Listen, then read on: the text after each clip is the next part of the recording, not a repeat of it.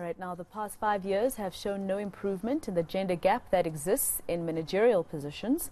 This has been revealed in an employment insights report compiled by jobs portal Career Junction. The study found that across all sectors, men account for over half of all middle department and senior managerial roles.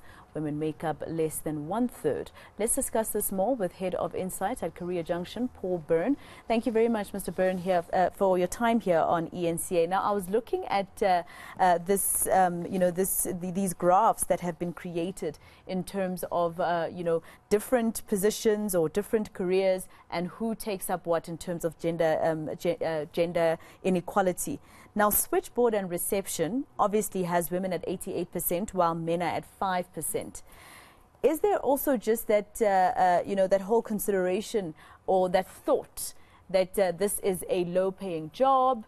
It's not a job for people who are learned and have studied and went to varsity, and therefore a man will not even bother to apply for a job such as being a receptionist. Is there also that kind of thought that goes through their minds? Ms. Echo, yeah, and good afternoon, and thank you. I think to a large part I'm going to say yes to that question. It's very anecdotal, but if you think about the way that we've been brought up and been taught about the different roles that women traditionally would have been thought to take on versus where men would have taken on roles, that could very well be true. So I think there's an element of that, but I think your point also about what's happening within managerial roles is particularly disappointing. And I think if we look at where we are in terms of our journey into the fourth industrial revolution and how we've accelerated into this new way of work over the last 4 years, I would have hoped that we would have seen a very different outcome in terms of where we are, specifically if we're looking at managerial roles. Why is this still happening? And the pay gap as well is still astonishing. Absolutely. And I think it is it's a carryover from the past. And I think men have just been given more opportunity over time. You've mentioned the fact that we're starting with middle and department management roles. Over 50% are held by males at the moment. And it's less than 30% that actually females hold right now. What is more concerning, though, is that as we start to climb the corporate ladder and we get into senior management roles, that split traditionally went from 57% male and 34% female. The balance obviously is not disclosed information, so we don't know what that is. Then going up to executive management and director levels, that stat increases to 61% for males and 30% for females. And that's over all time. And if we look back at what's happened over the last 5 years, to bring it back to how you opened the conversation, those numbers are not changing dramatically in terms of that ratio. Over the last 5 years, when it was 51% male and 40% female at the middle and department management roles, it's now 53% male, 45% female. The senior management roles was 57% and 34%. It's now 59 and 37%. So there's a lot of work that still needs to be done. I think it's disappointing, as I say, that we find ourselves in this particular position with this new way of world of work that we're working in today. And I mean, looking at that, it means that there has been some work that's been done, but it's just too slow in terms of where we are today. And I just want to pick your brain as well. When you look at childcare, 88% female, obviously, compared to a 7% male. Some people would say this is a woman's job and that, men are not trusted to look after women because South Africa is a country that's got so much violence in terms of GBV and femicide, etc. But also at the same time, you would think that because women do so much childcare, that there would be some level of government intervention when it comes to childcare facilities to make sure that these women are empowered to be able to put food on the table, etc., because they look after children. Yes, that's a very important point that you raised. And I think, again, I'm going to defer back to talking about the new world of work that we're in.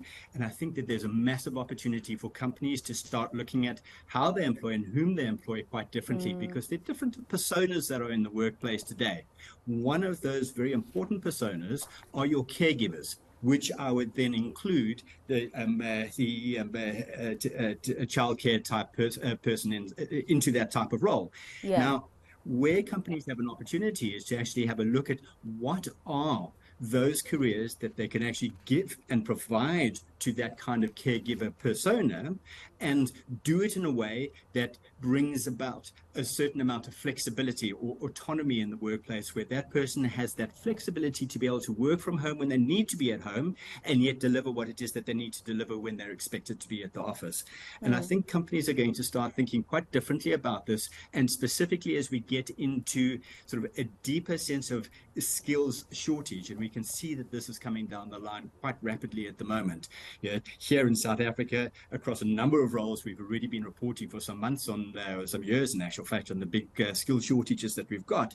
And we've seen over the pandemic that's got just worse because of not only immigration, but the whole notion of our local skill being employed by foreign companies to actually work here in South Africa. So for all intents and purposes, supplying their trade while living in South Africa to an organization that's overseas. And to an extent, that is like part of the brain drain. We've lost that particular talent. So companies that are looking for scarce skills into the future are going to have to figure out how they tap into the likes of these caregivers that are typically needing to be at home during parts of the day, if not all day, and how they can offer some kind of flexibility in the workplace around that. You make a very important point about how companies should consider, when they hire. I mean, truck driving, only 2% of women. That's something that a woman can do, but it's still considered a man's job today. But I'm interested in what you think. You also attached in your report, some posts, for instance, where it would say finance manager, 10 years experience, and then you say that it would have males earning between 60 and 110,000 Rand. I'm assuming this is gross. And then a female would be 50 to 90, so that's like a 30,000 Rand difference or so. So would you encourage that, South Africa has a rule where companies that do advertise on Career Junction, for instance, etc., actually make public how much they would pay, whether it's a man or a woman, so that if someone is in that position at that particular company, they can go back and say, hang on, I'm earning 30,000 Rand and you've advertised the same position for 50.